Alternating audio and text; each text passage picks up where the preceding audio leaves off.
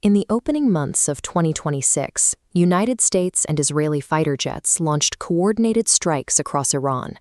They targeted missile facilities, drone factories, and command and control networks tied directly to the Islamic Revolutionary Guard Corps. The campaign triggered immediate retaliation. Iranian forces launched strikes against U.S. military bases and territories across the Gulf Cooperation Council, including Bahrain, Kuwait, and Saudi Arabia, while harassing maritime shipping in the Strait of Hormuz. This multi-domain war threatens global energy markets and regional security today. It represents the conclusion of an unbroken 70-year chain reaction of retaliation and mutual suspicion between Washington and Tehran. The relationship began to shatter in 1951. This is Mohammad Mossadegh, Iran's democratically elected prime minister. Upon taking office, Mossadegh nationalized the Anglo-Iranian Oil Company, seizing control of the country's petroleum reserves from British oversight to fund national development. This research details the Western intelligence response. British MI6 and the American CIA launched a massive propaganda campaign, bribing newspaper editors to spread misinformation that framed Mossadegh's nationalist policies as a communist threat to global security. By August 1953, the CIA-backed Operation Ajax successfully removed Mossadegh. In his place, the United States reinstated Shah Mohammad Reza Pahlavi, ensuring Western access to Iranian oil and establishing a reliable pro-Western ally on the Soviet border. Over the next 2 decades, the Shah used billions in American military aid to modernize the country's infrastructure and armed forces.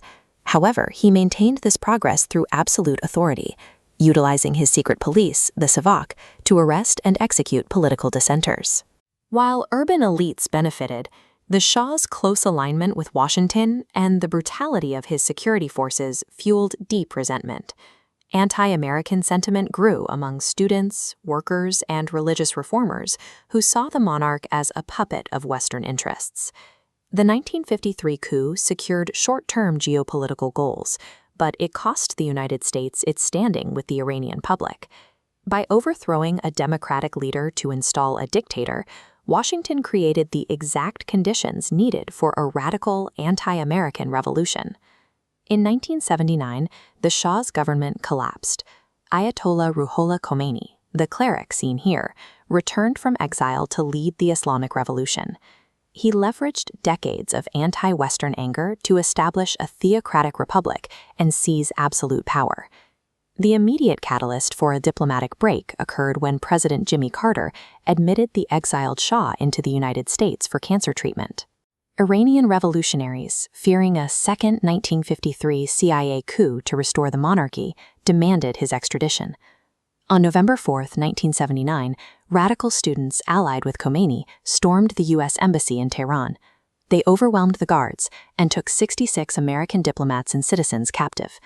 The students labeled the compound a den of spies, using the memory of American intervention to justify a 444-day standoff that transfixed the world and crippled the Carter presidency. As the crisis continued, the United States froze $12 billion in Iranian assets and severed all formal diplomatic ties, a rift that remains unhealed to this day. This crisis served an internal political goal. Radical clerics intentionally prolonged the captivity to eliminate moderate rivals in the Iranian government and consolidate an uncompromising anti-Western theocracy.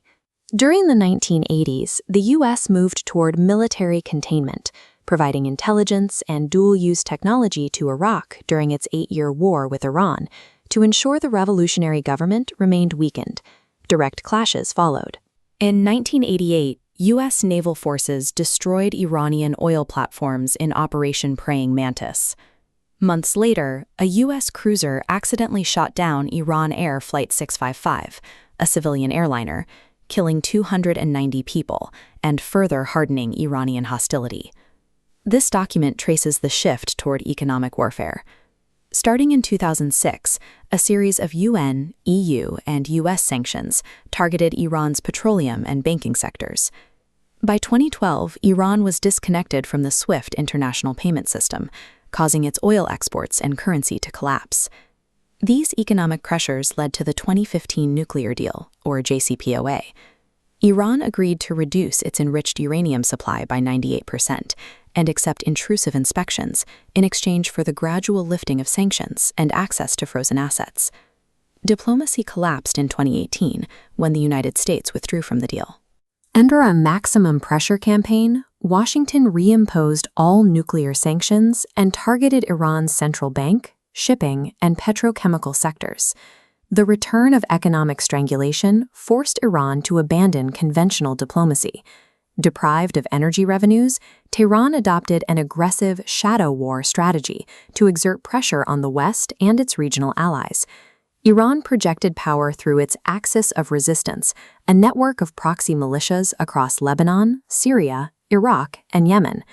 This allowed Tehran to strike at regional adversaries and U.S. interests without initiating a direct, full-scale war. Using these proxies and cyber capabilities, Iran harassed global shipping in the Strait of Hormuz and conducted strikes on regional oil infrastructure, holding the world's energy supply at risk. The U.S. escalated in 2020 by assassinating Iranian military commander Qasem Soleimani in a drone strike. The move was intended to distract the proxy network, but it instead signaled a shift toward lethal, direct confrontation. The collapse of economic integration and the pursuit of maximum pressure forced Iran to master asymmetric warfare. This reliance on proxy networks made a direct, large-scale confrontation unavoidable. By 2025, the shadow war finally broke into the open. Direct U.S. and Israeli strikes began hitting high-value targets within Iran, marking the end of 70 years of proxy-only conflict. Iran retaliated with its own ballistic missiles across the Gulf. This escalation coincided with the death of Supreme Leader Ali Khamenei, creating a power vacuum that further destabilized the Iranian response. A ceasefire brokered in June 2026 eventually halted the strikes. The agreement reopened maritime corridors and stopped the immediate threat of a regional collapse, but it offered no permanent resolution to the underlying grievances. The June 2026 ceasefire remains a fragile cessation of hostilities. While the airstrikes have stopped, the rules of engagement are permanently altered, leaving the region in a state of unstable suspension.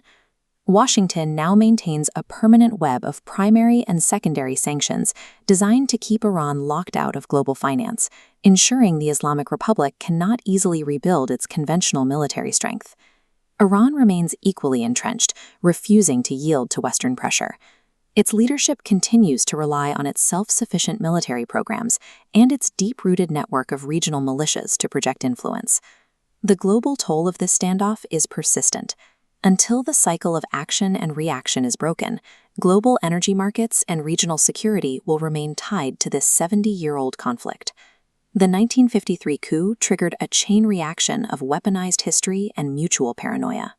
Without a fundamental shift in strategy from both sides, the shadow war between the United States and Iran will continue to dictate the security of the modern world.